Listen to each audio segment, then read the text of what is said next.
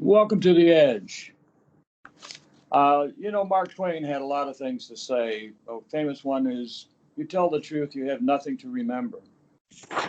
Another one he said is, "To succeed in life, you need two things: ignorance and confidence." Obviously, in the debate last night, Trump had an abundance of those things and a lot to remember. But then again, he did remember some things. So he sent a warning, which is, I'll read to you a little bit of Tom Friedman, a pretty good writer. "The president has told us in his inauguration the ways he will either be reelected or delegitimize, pardon my language here, delegitimize the vote by claiming that all mail-in ballots are illegal, even though that is how he voted. And Democrats into office is another problem. He has been using this as a statement about what is invalid unless it's him. Trump's motives could not be more obvious. He doesn't win the Electoral College. If he doesn't, he'll muddy the waters, and the outcome will be decided only by the Supreme Court or the House of Representatives, where each state delegates get one vote. 26 delegations of Republicans, 22 by Democrats. So the delegations can decide the election that way. Those are the efforts he may be moving into. This debate last night produces another set of issues. I can't say this more clearly. Our democracy is in danger as a democracy. More dangerous than it's ever been since 1861. More dangerous since Pearl Harbor. And more danger than during the Cuban Missile Crisis, when threats from Russia meant to nuclearize and destroy much of America as a threat from protecting the missiles that were in Cuba from Russia.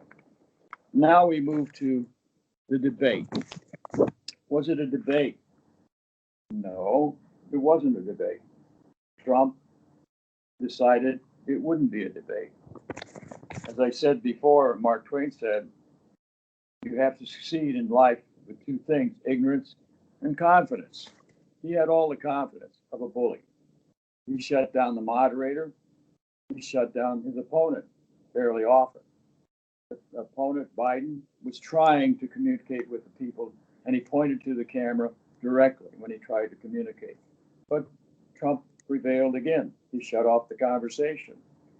It was not a debate. It was a monologue of bullying by Trump.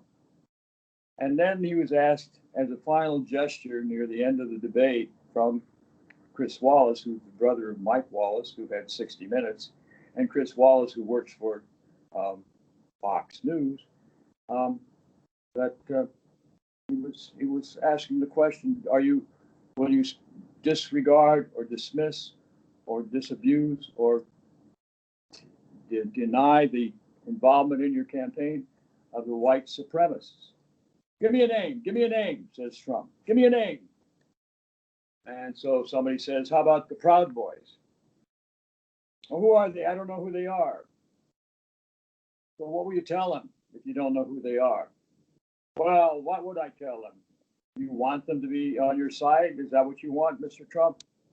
He said, well, I want whoever believes in what I believe in to be on my side.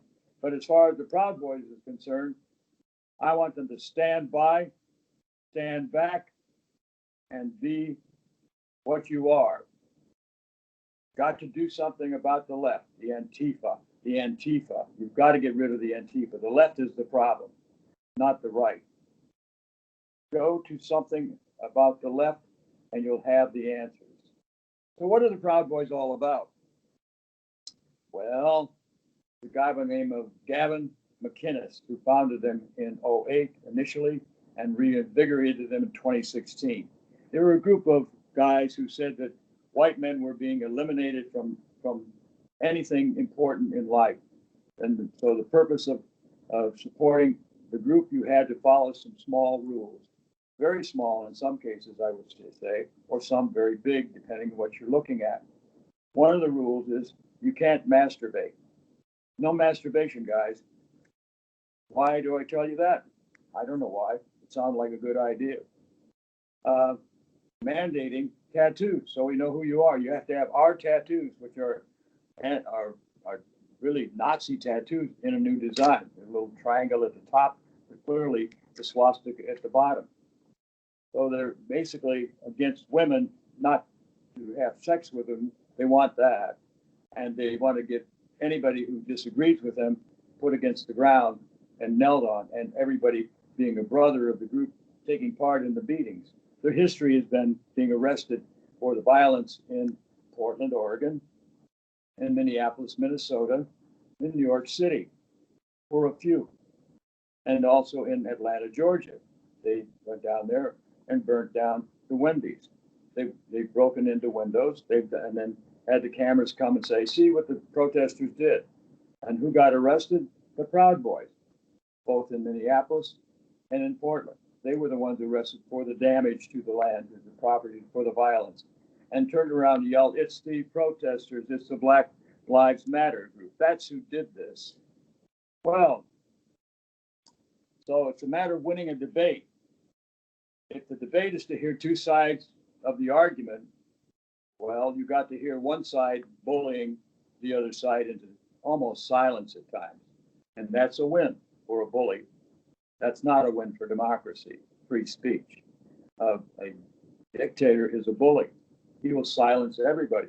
He'll cut off the press. You won't get to see the press. He'll shut down the internet. You won't get to hear that. And you will be arrested if you Twitter unfairly or wrongly from his perspective. He decides what you can say, and he will shut you up the way a bully does, by smashing you to the ground with his fist and or jail or whatever else works. And forget about the Bill of Rights, the First Amendment. Let's just talk about the Second Amendment. And who do the Proud Boys honor in that regard? The Second Amendment, the AK-47s, and the using of a car to run down a protester in Charlottesville when the Antifa were protesting this group, the Proud Boys. But they marched into Atlanta, or into Charlottesville, with their flags and their staffs with flames in the night, saying, "Our blood, our soil, no Jews. Our blood, our soil, no Jews." Hundreds of them. And they proceeded then to kill by running down a protester and killing her, murdering her by car. This is their actual behavior, not their imagined behavior. But whoever supports who in this whole thing, there's the allegation that the left is supported by George Soros and the protests. I would say that's probably right. But what isn't right, the left is not really, for the most part, responsible for the damage.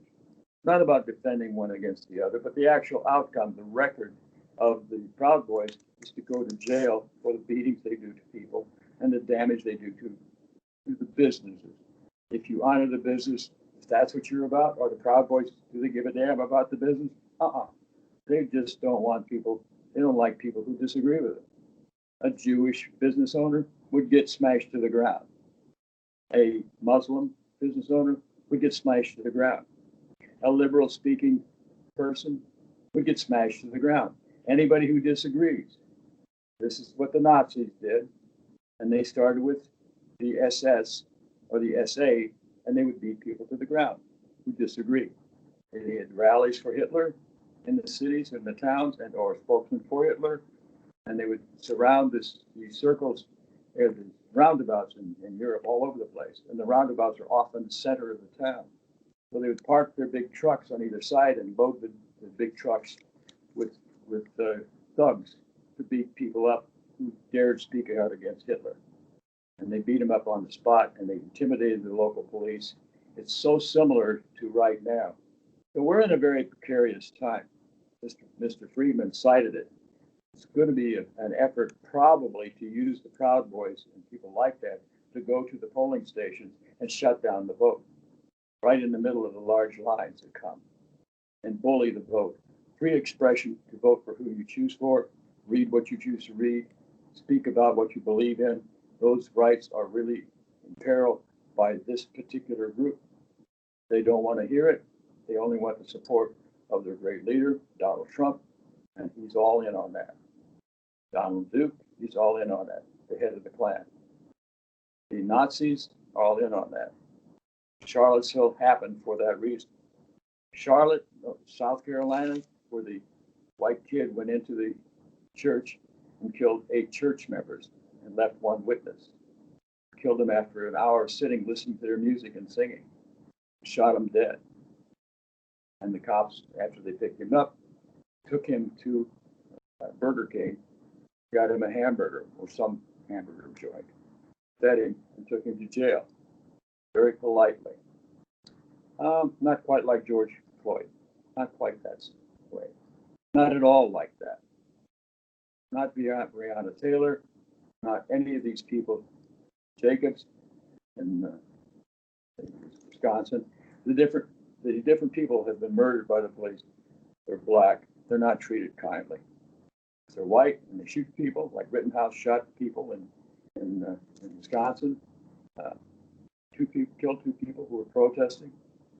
Why? Because they might burn something down? No, because they were left in his viewpoint, and left is worthy of death. Anyway, what countries do this kind of thing and see the enemy of everybody else is someone they disagree with and or don't want to believe or don't allow in their country? Is Saudi Arabia. The Sunni people believe that everybody who doesn't believe like they do are what is called apostate. And apostates, whether they're fellow Muslims who are Shia Muslims, are worthy of death. The white supremacists feel exactly that way. And women that are there to be used, abused, and thrown away. But that's just an opinion. We have a curious situation. Is there a future in debates? They're trying to figure out what to do with the debate, have some control over it. That's the problem. A mute button might work so that when somebody's abusing their position in the debate, you can shut them off. Is that going to make the difference as far as the followers of Donald Trump or the followers of Joe Biden? Is it going to make a difference? Are people going to, after the debate the other night, the sense is that the moderator lost control? It's from Fox. He should have done better. Does being part of Fox or CNN or MSNBC make any difference? Either does it or he fails. And I guess you'd have to say Mr. Chris Wallace failed. And perhaps the future of debates is on the cutting block or on the chopping block. So I want to thank you for watching. Tell us what you think. I'm sure you'll agree or disagree depending on your point of view, and I do respect that. Please tell me what you think. Thank you.